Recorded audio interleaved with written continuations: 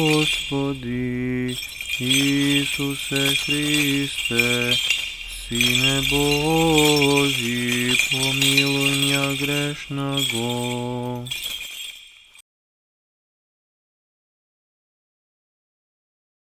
На Отца і Сина, і Святого Духа. Амінь. Возлюблені во Христа Бога, браті і сестри, dnešното evangelsko čitivo ne sočuva s jedna strašna dimenzija vo životot na čovekot i na svetu. Za ta dimenzija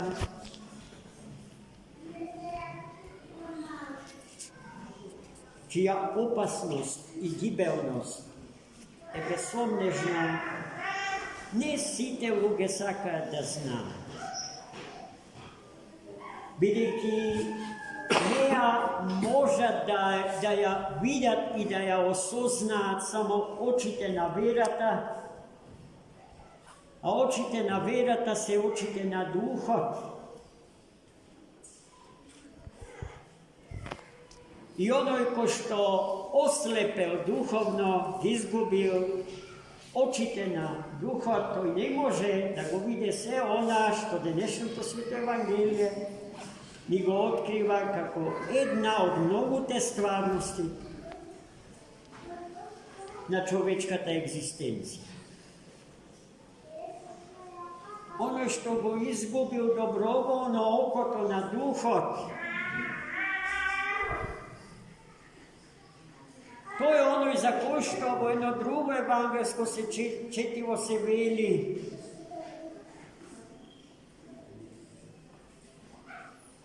за оној кој што ги изгубил очите на телото. Иако е светлооткаено битие човекот по природа, тоа ни го зборува светиот апостол и евангелист Јован. Ако окото на телото е болно, светлината ја доживуваме како темнина. А каква ли е темнината без светли? Е прашањето што веднаш потоа следи. А со таа темнина живее духовно слепи.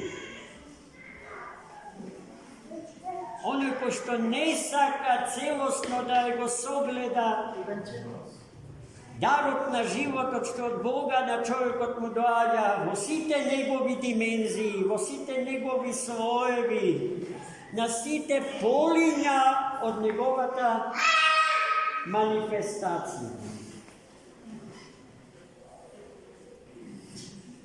Денеска Христос, браќи и сестри,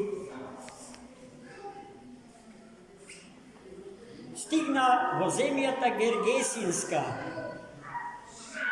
Тоа е една територија, еден простор покрај самото Галилејско море, од другата страна на Капернаум.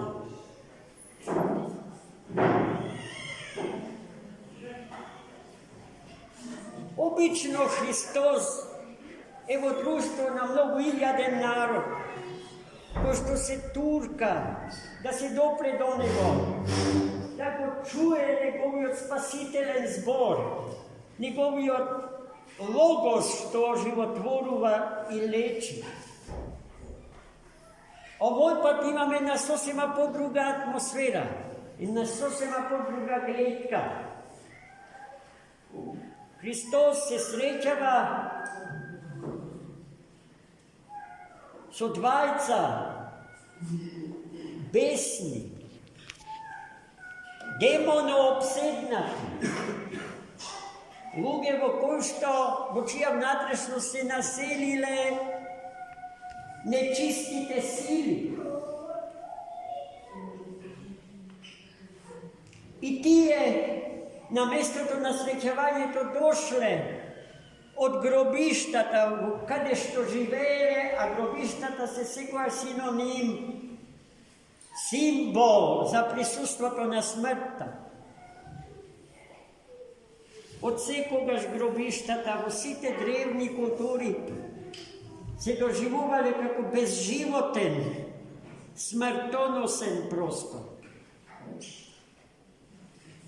Што тоа се разбира, за нас христијаните воопшто не е точно. Но бидејќи биле бесни, биле опасни по животот на луѓето кои што поминувале по патот што проаѓал крај самите гробишта. И ретко кој се осмелувал тука да помине. А гледајте, Христос токму таму стигнува. И се разбира, сосема намерно. Во ниеден случај инцидентно, непредвидено, ненамерно.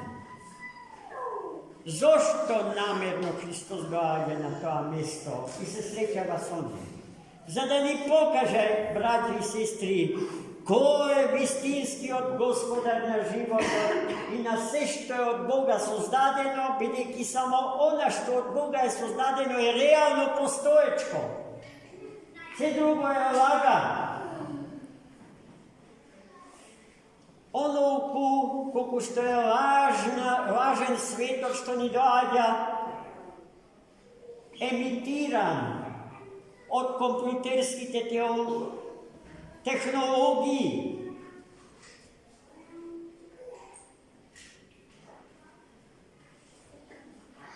И не случајно сега ја правам таа врска. За неја треба сите вие, откако ке си одите да размислите малку подлабоко и подобро, зашто денеска ја ставивме таа технологија во контекстот на денешнава беседа.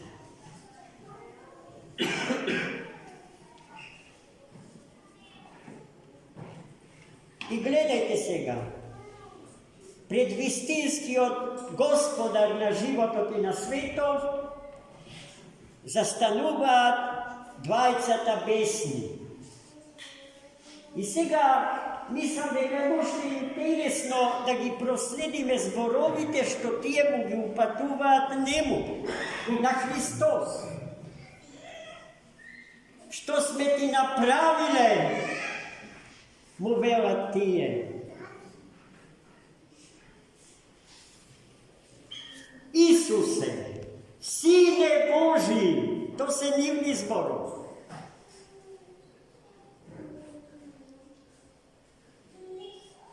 Зборовите на паднатите ангели, на демоните. Гледайте како тие го исповедаат Бога живиот и како треперат пред Него, знаејќи дека секоја битка со Него напред е изгубена. А потоа следат токму тие зборови на признание. Си дошол ли пред време да не мачиш?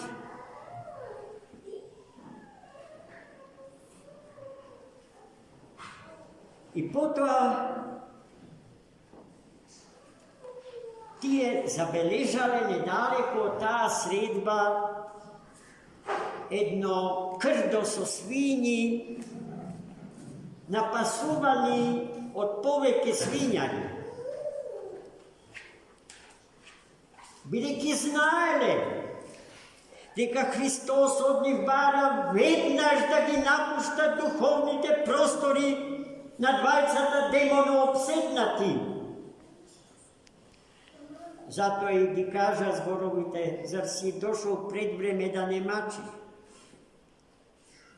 Тие го замолија Христос, ако е можно, откако ќе ги напуштат душите на тие маченици, на двајцата страдалници, да се вселат во крдото свињи. И Господ им дозволи, им допушти, Господ им допушти. А тие, гледајте, ни во свињите не можеа да се вселат без Негово допуштение. А за колку помалку тие може да се вселат во срцето на човекот и неговата душа, без дозвола на самиот човек. Тие немаат власт над човекот. Ама кога човекот ќе им дозволи на демоните да влезат и да се населат во неговото срце, тогаш тие ќе направат шум во неговата внатрешност. Се ќе изопачат и ќе ничкосаат. И ќе го обесмислат целосно животот на тој човек. Откако Христос им допушти, тие ги напуштија духовно болните, демоно обседнатите. И тие станаа здрави. И со тело, и со душа, и со дух. И умот им оздраве, и срцето им се очисти. Тие станаа тоа за што сите ние се бориме. Со пост и со молитва, имајќи безсомнежна вера во Господа. И се вселија во свините. А што се вселија во свините? Свините гргнаа по старништето и се издавија во водите на Галилејското море.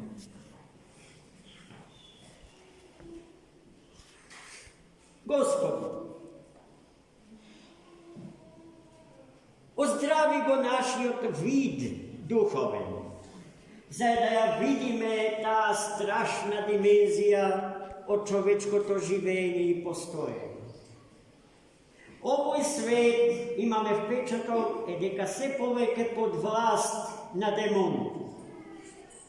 Сатанистички кругови, на така наречените евроамерички елити интелектуални, кои што му се подале на сатаната, владеат со овој свет и со човештвото, поточно да се изразам, сакаат да владеат. Но не можат, зашто Христос е со нас, браќи и сестри. И Христос нема да им го дозволи тоа што нивните расипани умови го посакуваат. Да ја имаме таа вера. Око светло, просветено и осветено од несоздадените енергии, божествени и сили негови. И да засветлиме со светлината Божија во овој свет. А таа светлина е субстратот и на светлината што од сонцето не грее. И како малечки сонца да му засветлиме на овој свет и на човештвото во овој свет, за да го познае и да го види единствениот вистински Господар на животот и на светот. И нему не покорно, току послушно, како што се изразува големиот мислител Владета Јеротич. Зошто вели непокорно? Покорно кон Бога и кон посилниот од себе се однесува оној што во страх живее, а послушно кон Бога и кон поголемиот од себе живее оној што љубов има. Послушноста е израз на љубовта, а покорноста израз на стравот. Такви Господа не чува, во сета љубов и во сета слобода пред Него, за да им бидеме пример на сите околу нас, за да не се посрамиме и со бел образ да кажеме дека сме деца на Христа Бога. Амин.